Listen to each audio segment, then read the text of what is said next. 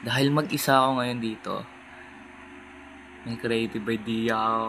Susubukan kong maging nakakatakot. So, let's go guys. Tatry ko kung anong mararamdaman ko sa katahimikan na nararamdaman ko. Bakit ito na walang tao? Walang tao dito. So, ang challenge ko, ito ang challenge ko. Ang challenge ko, gumawa ako ng kakaibang mga emosyon. Damhin ko yung emosyon ng takot. At tingnan ko kung may extract ko ba yung takot or makakagawa ba ako ng kakaibang climate without sound effects. Without sound effects. Dapat, ganito na lang. Tatakutin ko na lang yung viewers. Gagawa ko ng something na tingin ko nakakatakot. So, let's go guys. So, yeah. How about crazy looking face and horrifying face? First, ang gagawin ko ay i-image ko muna yung unsettledness, yung parang ghost at walang laman sa loob at madilim. Parang nahigop yung kaluluwa na version. And then, syempre may panginginig at dissonance ng takot. At saka parang nasangkin yung mukha na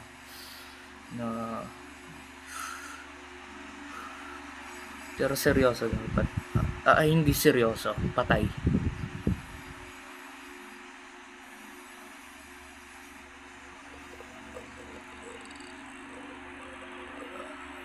Hindi ko maano eh. At kailangan ko muna i-image yung eksaktong aura na gusto kong ilabas. Yung eksaktong energy ng takot. So, speaking of takot, you should look sa mga lugar na madidilim. Then, you should feel na mayroong something from nothingness na sobrang unsettling at parang gano'n.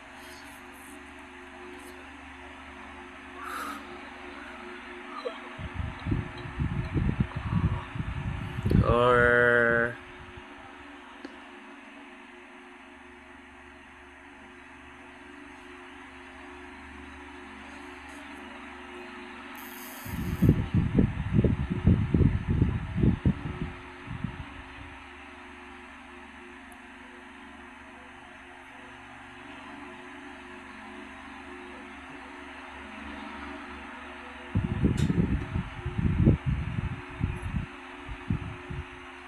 Boo!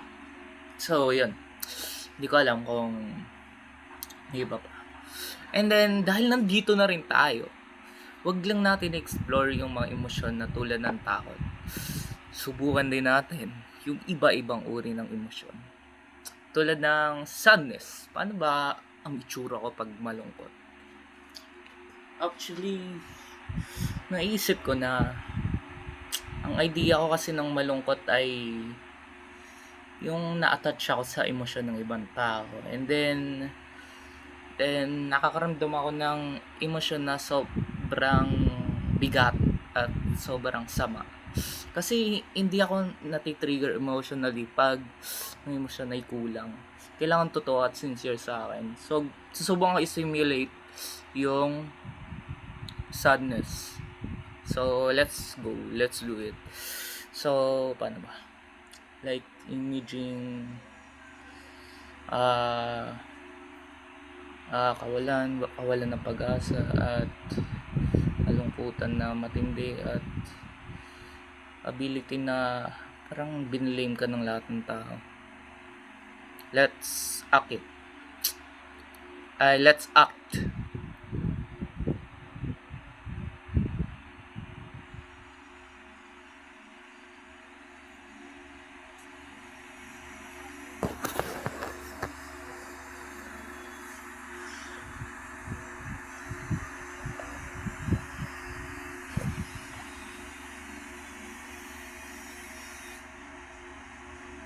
So this is what it's look like pag this is what it's look like pag puno ng sadness yung pandaman natin, yung emosyon natin.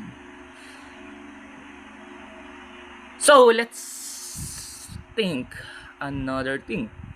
Let's think a new kind of other emotion.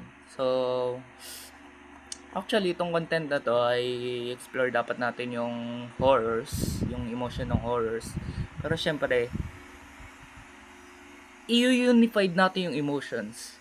So, inaral ko rin yung emotion ng sadness at yung emotion ng happiness. Pwede kasi natin gamitin yung happiness tapos i-distort at haluan ng ibang expression para maging creepy tingnan. It's a little abnormal when magko-collide yung emotion. Para kasing yung emotion ay parang psychological emotion na tinutuon na natin. Pwede nating haluan ng bittersweet, sad, and creepy. Pwede siyang mahaluan ng iba-ibang tono ng ano. So, dominantly, ang mood ko dominantly ay fresh naman at payapa at humagos na tubig at katahimikan at purity. So, ang ginagawa ko lang ngayon ay ina-animate ko yung emotions ko. Nire-animate ko siya. And ginagawa ko siyang interesting. So, let's brainstorm a different kind of emotion. Let's try terror. About terror, kasi yung mga pusa, 'di ba? Pag nakakaramdam sila ng threatening, tumataas yung balahibo nila. Like mga ganun. Then parang nanginginig. Tapos tumatag yung balahibo sa sobrang nervyos ng katawan nila, 'di ba? So, let's simulate that kind of emotion. So, paano ba 'yan? Paano ba maging pusa? It's like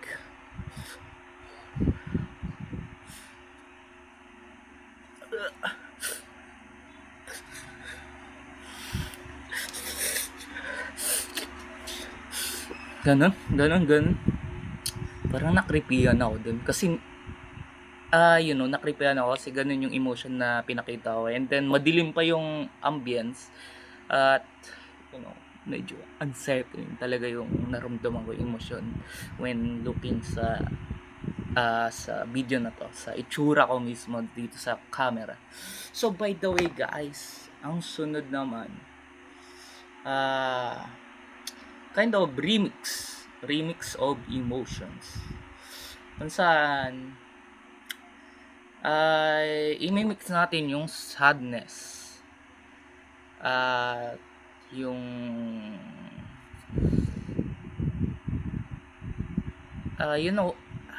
I know that the awful resonance, the awful emotion, yun talaga yung emotion na nagpapaseryoso sa tao. And then sobrang unsettling at creepy din nun. So susubukan natin maging masama for now, and then susubukan natin maging emotionally dangerous tingnan, emotionally stoned, like matigas at galit. So din ako na napapascinate din ako sa emotion na yan, like seryoso, nakakatakot tingnan at parang sobrang parang they own something extremely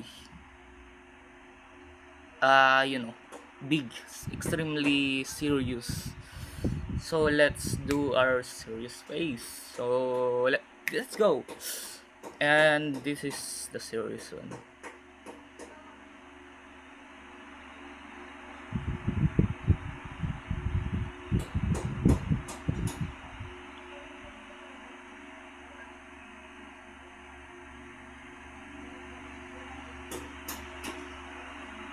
And yun lang, tinry ko na maging nakakatakot doon, but it doesn't work for me dahil iba yung itsura ko at mukhang masyadong maamoy yung mukha ko at hindi sapat.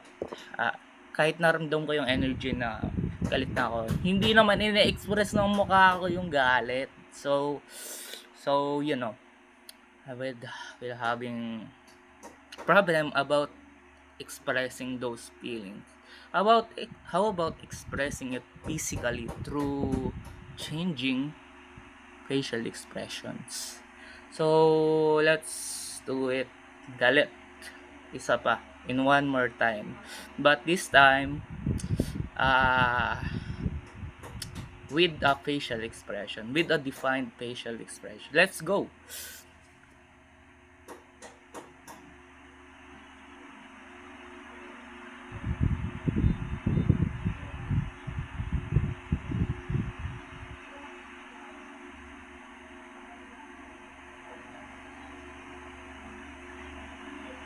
Yun. So, yun lang yung pinakagalit na expression na pwede ko gawin. Wait lang guys. Wait. I need a reset at hindi ko ma-heighten up yung emotion ko. Pabalik sa normal na baseline. Kung saan medyo stable yung emotion ko. Kasi ang tinutukoy ko ay pag ginawa ko yung ibang emosyon, minsan nadadown yung pakiramdam ko. At pag na-down yung pakiramdam ko, kunyari na-offend ako, nadadown yung pakiramdam ko, parang bumababa yung enerhiya sa loob ng katawan ko. So, kailangan ko i-heighten up yun para bumalik sa normal na arte ko, sa normal na actions, sa normal na emotions ko. So, yun lang mga guys. That is my creative stuffs about trying to convey different emotions. So it's good if you're an actor in acting class, or it's good to entertain someone with creative emotions and surprise, kind of different aura and creative expression. So bye guys, and see you to my next video. Bye.